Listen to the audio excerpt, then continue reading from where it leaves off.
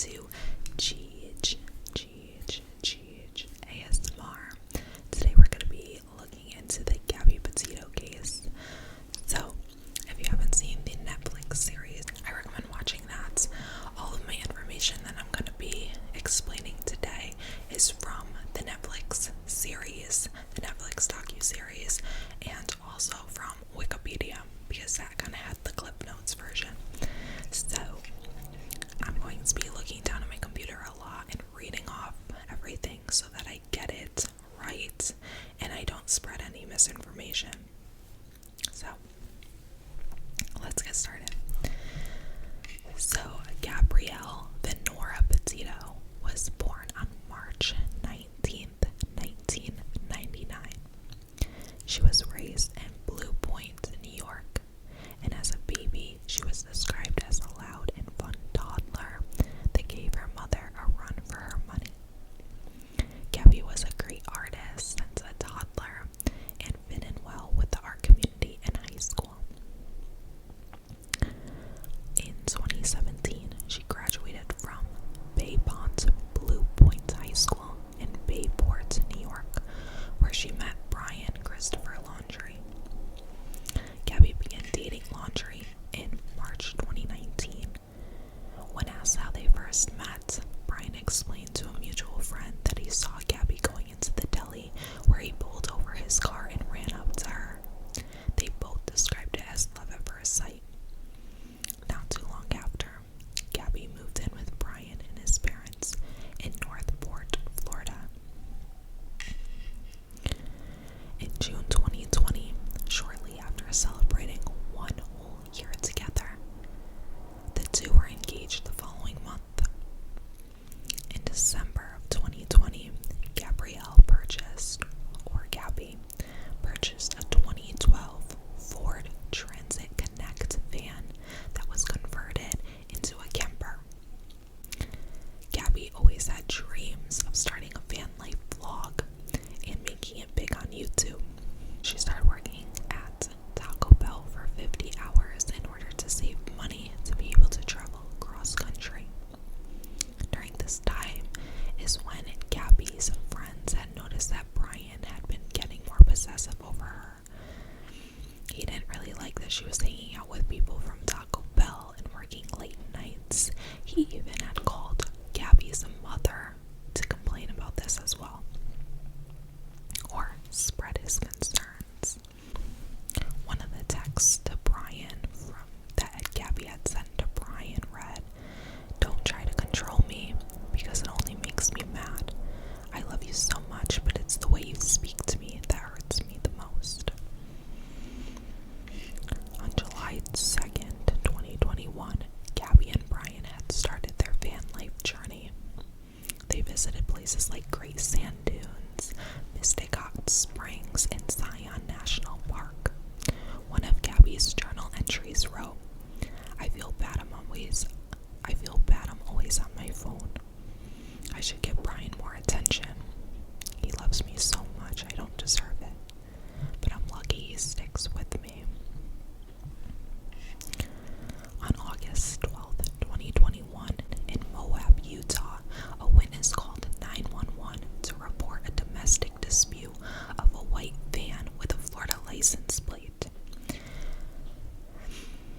was described that a man was slapping a woman, after which they started running up and down the sidewalk, and then the man slapped the girl again before they got in the van and drove off together. Officers from the Moab City PD identified the van driving erratically, even hitting a curb.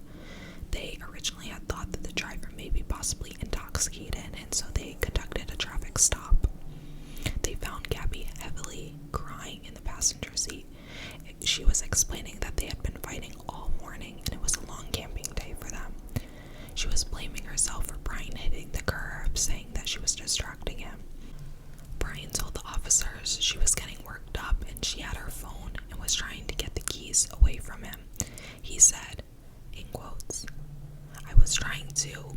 I know I shouldn't push her. I was just trying to push her away to go. The cop asked, so you pushed her and then she hit you? He said, it wasn't like a push. She jumped on me. She was already she was, I don't want to say swinging, lots of hands, lots of nails, lots of rings. Brian would go on to explain that when she gets worked up, he tries to distance himself from her. And that's originally where he was saying, like, oh, that's why she was trying to grab the keys, because he was just trying to distance himself and get in the car by himself. That was just his excuse. At first, Gabby was downplaying the physical altercation, but once the officer pointed out the marks on her arm and on her face and told her to be honest, she did say that Brian kept telling her to shut up and grabbed her face. But even with her saying all of this, police determined that this was a mental breakdown rather than domestic violence, which would have required an arrest. So the police ended up listing Gabby as the primary aggressor in the situation. Even a quote from one of the police officers on site said to another police officer, "In no way, shape, or form that I can perceive that this is going to digress into the situation where he's going to be a battered man." Once again, they were saying that Gabby was the aggressor in the situation. The police decided to separate the couple, arranging for Brian to stay in a hotel and Gabby to stay in the van by herself. Gabby and Brian ended up meeting later that night again, even after being separated by law enforcement, and over the next couple days, they traveled from Moab to Salt Lake City, Utah. On August 22nd, 10 days after the Moab incident, Gabby texted her ex-boyfriend Jackson. Now during this time, Brian had traveled home to go clear out a storage unit, so he wasn't here, she was by herself. So Gabby texted her ex-boyfriend Jackson, and Gabby was hinting to him that she and Brian had gotten into an argument, but she didn't really say much. She kind of just was hinting at it.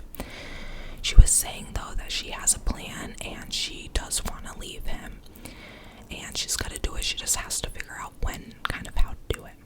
Jackson had felt that this was a cry for help.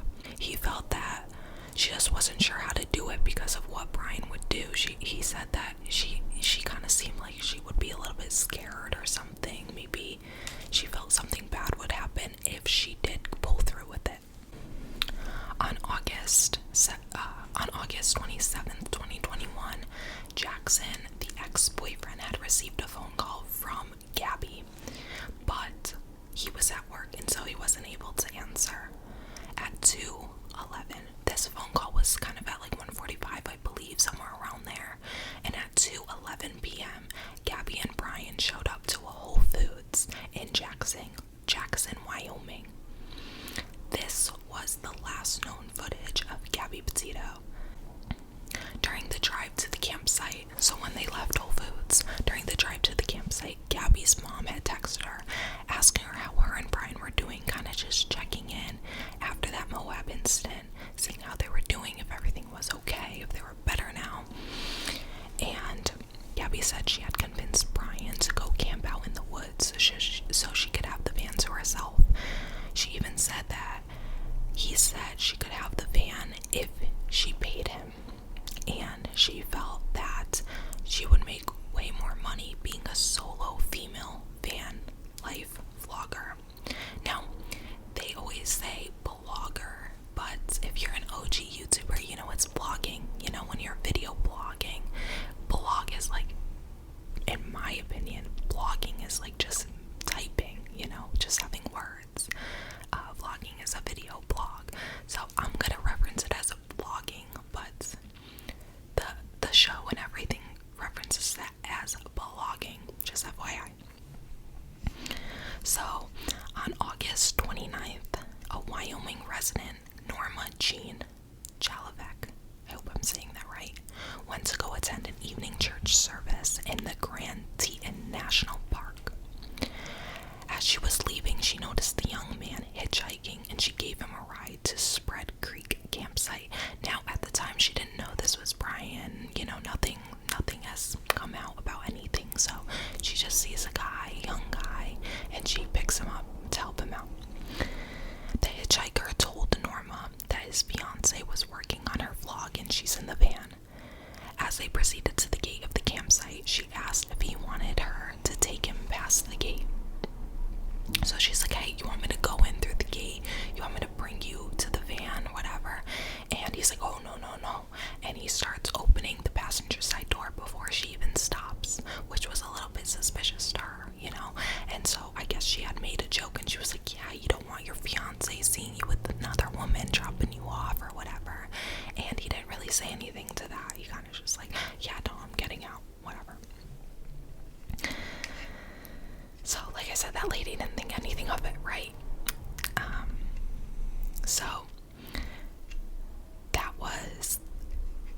That was August 29th.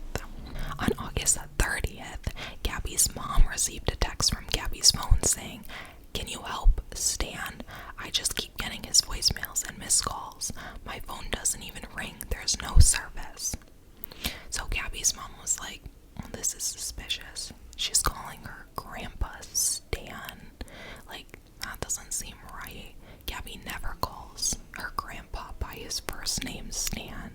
So then she was like, well, maybe it's because Brian was texting for Gabby while Gabby was driving. Like, she kind of just made an excuse where she was like, that is a little bit weird, but like, I guess it could possibly happen.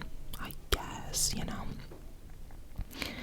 So, on September 1st, 2nd, on September 1st and September 2nd, Gabby's mom tried texting her, but there was no response from Gabby. When she went to Instagram, she had noticed that Gabby had last posted on August 25th, which was the last time she had FaceTimed her daughter as well. So on September 6th, she texted again. On September 7th, she texted again. Still no response. So on September 9th, and she's like, you know what? This is just getting really weird. So she ended up texting Gabby's father, Joe, and she was like, hey, have you heard from Gabby? And he was like, no, I also haven't not heard from Gabby. On September 10th, Gabby's mom had texted Brian's mom, Roberta, basically asking if she heard from either Brian or Gabby, you know, just being like, hey, have you heard from the kids? No response. So she texted again, you know, a little bit later, and that one sent as a green message. So it seems as though either Roberta blocked Gabrielle's mother or Roberta's phone was shut off. So it's like, that's also really weird. So Joe, Gabby's father, also reached out to Brian's parents and Brian's sister. No response. So on September 11th, they reported Gabby, I keep wanting to call her Gabriella, they reported Gabby missing, and the Northport, Florida police went to the Laundrie family home. The Laundrie parents didn't want to talk to the police, but told them that they have an attorney who the police can contact and that Brian was home. The van was parked in their driveway, but when a detective had called Brian's sister separately, Brian's sister had told them that Brian and Gabby got into a fight, and Brian flew back home. How did he fly back home if the van's in the driveway? That was weird. So the police asked Brian's parents again, hey, do you know anything? Can you say anything maybe to let Gabby's parents be at ease? You know, she's missing. Do you know anything at all that could help? They're like, nope, talk to my attorney. I'm not saying anything. I don't know anything. I don't know nothing. We have an attorney. You can call them. So after this, Gabby's parents were like getting worried. You know, they were like, okay, something's not right. Brian's home.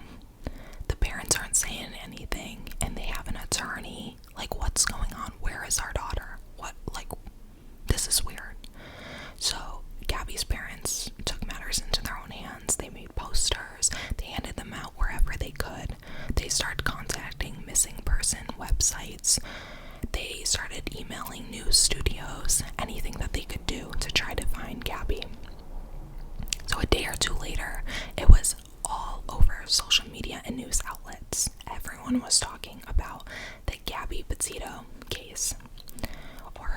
missing. On September 13th, Gabby's stepdad Jim went to Wyoming, where Gabby was last known to be. At this time, the FBI and local law enforcement teamed up to try to find her. The FBI acquired information from Gabby's cell phone to determine the last general area where she was using her phone. That location ended up being Spread Creek. Spread Creek Campground. The terrain at Spread Creek, that is a tongue twister. The terrain at Spread Creek Campground was very rugged. So one side of the creek is a big plain with lots of bush, no roads, no trails, nothing. But on the camping side, it was super wooded, it was mountainous, there were steep canyons, so completely different. So they had a lot of people come together to try to search. So they had individuals on foot, they had individuals on like ATVs, they had people on horse, they had drones, like helicopters, like everything you can think of, they were using to search the area. So the FBI also during this time had surveillance on the laundry house. They were in their backyard, they were down the street, etc. But they said that the people around their house had made it difficult to kind of see everything. And by the people, I'm talking about like the news reporters, the protesters, etc. So Brian's parents continued with their day-to-day life.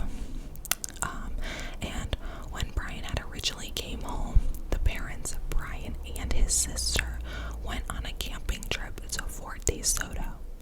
So this was kind of like a little bit like, that raised a lot of questions and speculations, like what does the family know? What are they hiding? Like, that's really a little weird. So on September 17th, there was a tip from a caller to check on Brian at his house, and this was when the FBI was informed that Brian wasn't home, and the parents wanted to now report that Brian was missing. So the parents were like, yeah, actually, we need to report him missing because we haven't seen him in days. It's like, that's kind of weird. That's a little suspicious. So during this time, the FBI went to collect evidence from the house, and they found this letter that was written from Roberta, Brian's mother, to Brian, stating, the title stating, "Burn after reading."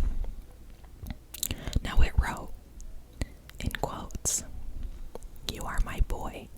Nothing can make me stop loving you. Nothing will or could ever divide us, no matter what we do. If you're in jail, I will bake a cake with a file in it. If you need to dispose of a body, I will show up with a shovel and garbage bags."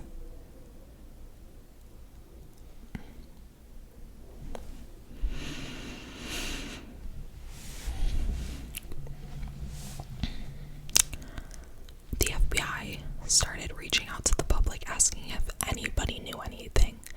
So a woman named Miranda Baker said in a TikTok video that on August 29th, she and her boyfriend gave Brian a ride from Grand Teton National Park. And if you remember the lady earlier in the video that I was talking about, Norma, she also gave a ride to a hitchhiker on that day shortly after this couple. So another witness came forward, Jen and Kyle Bethune. I'm sorry, I may be pronouncing their last name wrong, but these two individuals are van life vloggers, and they started editing their YouTube video footage from August 27th, where they found the white van at Spread Creek. And this white van looked just like the Gabby's van. So they posted on social media and went viral. So on September 19th, the search focused on the river bottom. In this area, the river bottom, and in the location where they were last seen camping, kind of where that footage showed the car was parked.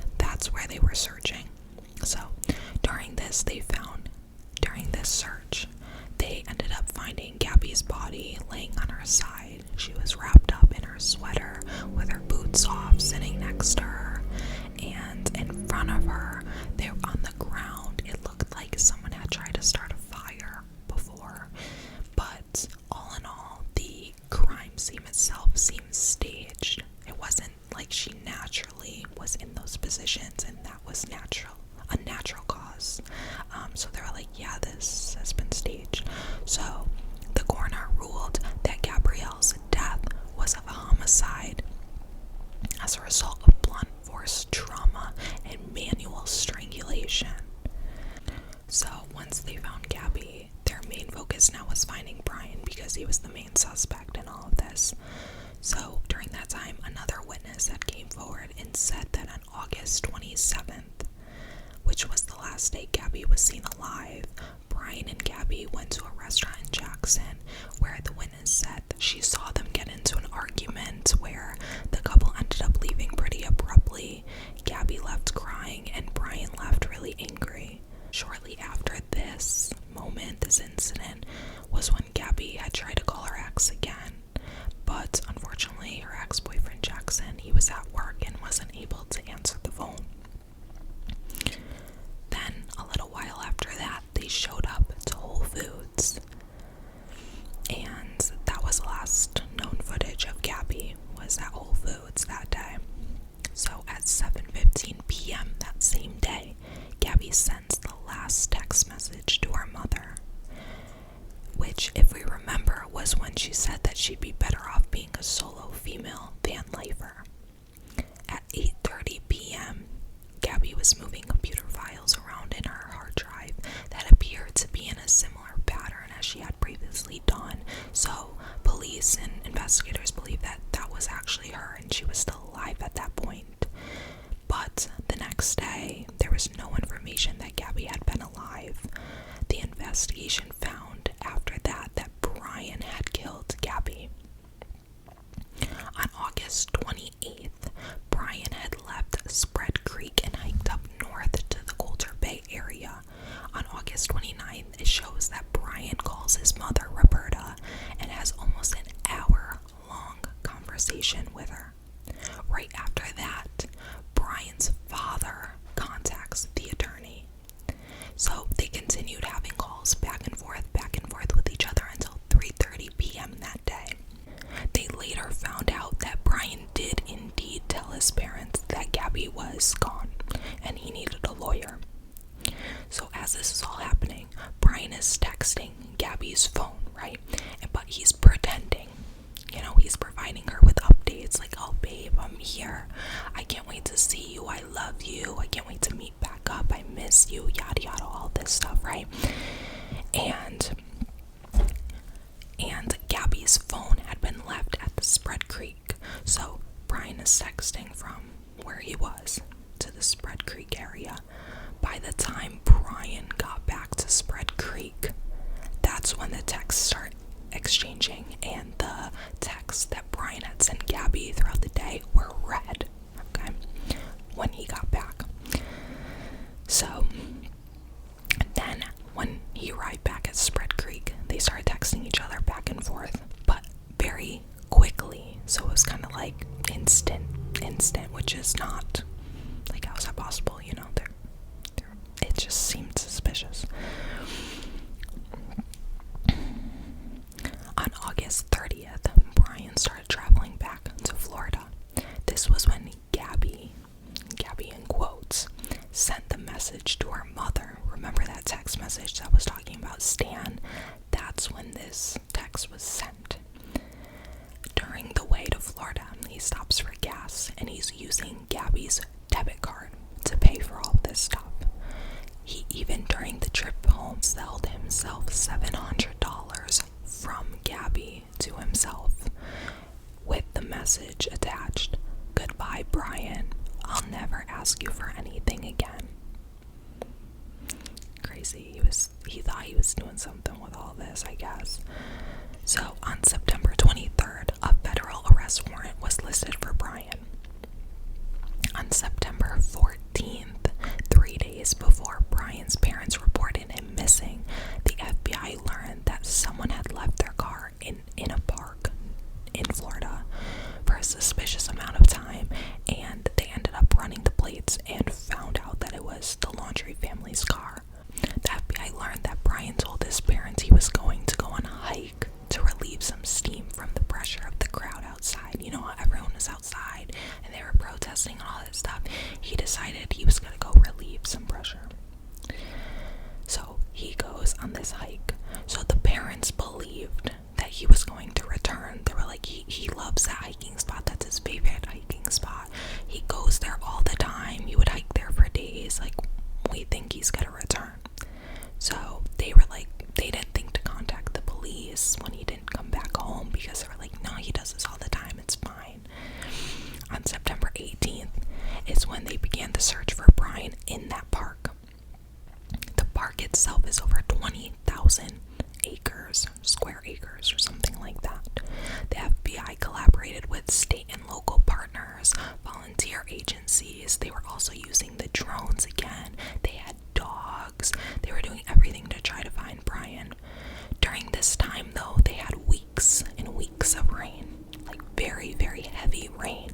So the water that they were searching with was waist to chest high, so it was kind of making the search a little bit more difficult. On October 20th, so that's like nearly a month later, a little over a month, the park officially opened to the public because it was closed due to the floods, right? So now it's open to the public, and the Laundrie parents, Brian's parents, were gonna go to the park now because it's open to the public. They were gonna go and search for Brian. Law enforcement was also there as well. So the Laundries, Brian's parents, began their search at 7 a.m. and only about an hour in, okay? Mind you, remember this search originally with all these things over a month, right? Over a whole month. Brian's parents, in basically an hour, found Brian's waterproof bag that belonged to him. So 45 minutes after that, they found Brian's remains located about 1 mile from where his car was parked, but his remains were completely decomposed, all the way down to the bone, like nothing left. So the autopsy report later said that the cause of death for him was, I don't know if YouTube lets you say this, but basically he had done this to himself by a gunshot wound to the head. Now, inside Brian's waterproof bag were pictures of Brian and Gabby and a notebook. In the notebook, he had written multiple letters to his family, basically saying his goodbyes. He wrote in it as well, "I have offed myself by this creek in the hopes that the animals will tear me apart, that it may make some of her family happy. This was an unexpected tragedy. Rushing back to our car, trying to cross the streams, I hear a splash and a scream. I can barely see. I found her breathing, barely, gasping. She was freezing cold. The temperature had dropped. When I pulled Gabby out of the water, she couldn't tell me what her. While carrying her, she continually made sounds of pain. Laying next to her, she said, between violent shakes, gasping in pain, begging for an end to her pain. I ended her life. I thought it was merciful. From that moment, I decided to take her pain away. I knew I couldn't go on without her. I'm sorry to her family because I love them. I'd consider her younger siblings my best of friends. I rushed home to spend any time I had left with my family. I wanted to let James and TJ kill me. I am ending my life because I cannot stand to